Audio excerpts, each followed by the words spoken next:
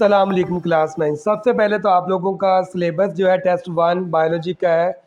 Chapter number आपका 2 है। 10 उसके एमसीक्यूज़ हैं जो कि आपके एक्सरसाइज के अंदर है, और 11 उसके शॉर्ट क्वेश्चन हैं, वो भी एक्सरसाइज वाले हैं। 2 डिस्क्रिप्टिव क्वेश्चन उनका, इन सब को भी हम देखते हैं यहाँ पर। तो बच्चों सबसे पहले हम चैप्टर नंबर 2 के जो एक्सरसाइज वाले शॉर्ट क्वेश्चन है ना, पहले हम इनको देख लेते हैं, ठीक है। तो एक्सरसाइज के अंदर आपको पता है हमने कितने शॉर्ट करने हैं इसके। एक्सरसाइज क्या है, ये 11 है। तो हम पहले ये 11 शॉर्ट क्वेश्चन देखते हैं। सबसे पहले हमारे पास है जी, what is the term use for to describe the variety of the organism in ecosystem. तो वो बायोडाइवर्सिटी होती है। यार ये तो बहुत ही आसान क्वेश्चन है। चलें जी आगे देखें। How is biodiversity crucial for human and for the planet earth. The biodiversity provide food, medicine, oxygen, and natural resources. It also keeps ecosystem balanced and healthy. तो ये तो यार इजी इजी एक एक लाइन के इनके आंसर, ये तो वेरी सिंपल है। मेरे मैं नहीं समझा, शायद बायोलॉजी के आंसर बहुत लेंथी होते हैं, बहुत मुश्किल होते हैं। तो यार ये तो आसान से ही है। तो नेक्स्ट है थर्ड पर है, what are the 7 taxonomic ranks use in Linnaean system. उसके अंदर कौन से 7 टैक्सोनॉमिक रैंक्स हैं जी। पहले है आपके पास है जी किंगडम है, ठीक है। फिर फाइलियम है, class, order, family, genus and species. एक ही लाइन के अंदर आप लिख सकते हैं, इनको पॉइंट्स बना के भी लिख सकते हैं। नेक्स्ट क्वेश्चन है, right taxonomic ranks of line and cron. Corn, line का और क्रॉन का आपने टैक्सोनॉमिक रैंक लिखना है। तो जो लाइन का है वो है जी एनिमिलिया फाइलम, उसका कोर्डेटा है। क्लास उसकी ममेलिया है, और ऑर्डर उसका है कॉर्निवरा। और फैमिली उसकी है फैलिडे, और जीनस है उसका पैंथरा। स्पीशीज लियो है। तो इसी तरह आगे उसके कॉर्न की लिखी हुई है सारी, ठीक है। तो यहाँ पर आप नेक्स्ट हम क्वेश्चन देखते हैं। नेक्स्ट क्वेश्चन है, what are the basic differences between the archaea and bacteria. Archaea और बैक्टीरिया के अंदर जो डोमेन आर्की, ये 2 डोमेन है ना, आर्के और बैक्टीरिया। इनके अंदर क्या डिफरेंस है, ये हम लोगों ने बताना है। तो यहाँ पर एक लाइन का डिफरेंस लिखा तो हुआ है। यहाँ पर देखें कि archaea usually live in extreme environment and their cell wall does not contain peptidoglycan, ठीक है। उनकी सेल वॉल के अंदर पेप्टिडोग्लाइकन नहीं होती। और bacteria live in almost everywhere and their cell wall usually contain peptidoglycan.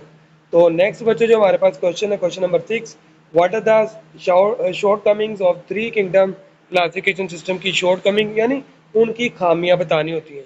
Short coming का मतलब ही होता है कि खामियां बताना।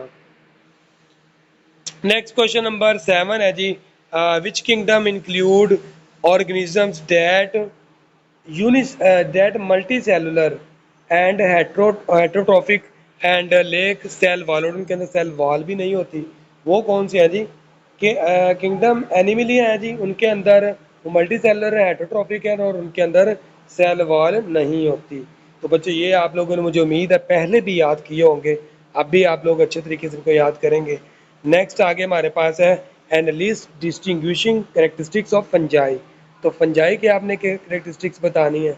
उसके बाद क्वेश्चन नंबर 9 है, list 3 domain that encompass all living organism.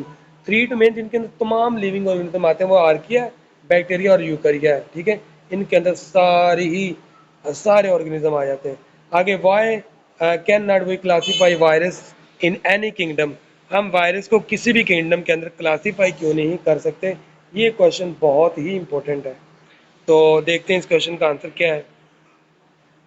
Viruses cannot be classified in any kingdom because they are non-cellular, don't perform life process। इस वजह से हम उनको किसी भी किंगडम के अंदर उनको हम लाई नहीं करते, किसी भी किंगडम के अंदर हम उनको पुट नहीं कर सकते। नेक्स्ट हमारे पास क्वेश्चन है कि how does binomial nomenclature facilitate clear communication about organisms across different languages। कहता है कि बाइनोमियल नोमेनक्लेचर हमें कैसे फैसिलिटेट करती है क्लियर कम्युनिकेशन के लिए, ठीक है। तो वो कैसे करती है जी, binomial nomenclature gives each organism one specific scientific name use worldwide. पूरी दुनिया में वही नेम यूज किया जाएगा, उसका साइंसी नेम, ठीक है। तो इसी वजह से पूरी दुनिया में फिर क्लासिफिकेशन और कम्युनिकेशन उस पर्टिकुलर ऑर्गेनिज्म के बारे में बहुत आसान हो जाती है। तो ये थे हमारे 11 शॉर्ट क्वेश्चन जो कि एक्सरसाइज के थे, ठीक है। अब हमने इसके जो 2 करने ना वो करेंगे हम एडिशनल बोल रहा हूँ, जिसके कंप्रीहेंसिव क्वेश्चन हैं, right in answer in detail, तो वो भी हम देखते हैं, उनके आंसर बुक में से ही देख लेते हैं। जो आप लोगों का पहला डिस्क्रिप्टिव लॉन्ग क्वेश्चन है उसका आंसर यहाँ से स्टार्ट करना है आपने। बायोडाइवर्सिटी वाला ये पैरा से लेकर आप लोगों ने ये वाला पूरा पेज यानी 25 वाला बायोडाइवर्सिटी से स्टार्ट करना है, ठीक है, 2.1 वाले पैरा से। इसके बाद आप लोगों ने नेक्स्ट पेज पर आ जाना है। जब आप नेक्स्ट पेज पर आएंगे तो आप लोगों ने यहाँ पर जो इसके पॉइंट्स हैं ना, मैं आपको दिखाता हूँ। ये वाले जो इसके पॉइंट्स हैं बच्चों, ये 4-5 पॉइंट्स है, ये आपने सारे के सारे इसके साथ अटैच करने हैं, ठीक है, फिर ये पूरा लॉन्ग बन जाएगा। जो सेकंड हमारे पास लॉन्ग क्वेश्चन डिस्क्रिप्टिव वाला वो है क्लासिफिकेशन से रिलेटेड। आपने क्लासिफिकेशन का यहाँ से स्टार्ट से लेना है 2.2 से, तो बच्चों ये आपने लिखते जाना है। और इसके बाद आप लोगों ने क्लासिफिकेशन वाला ये जो पूरा पेज है ना, टैक्सोनॉमी से ऊपर वाला, ये पूरा करना है।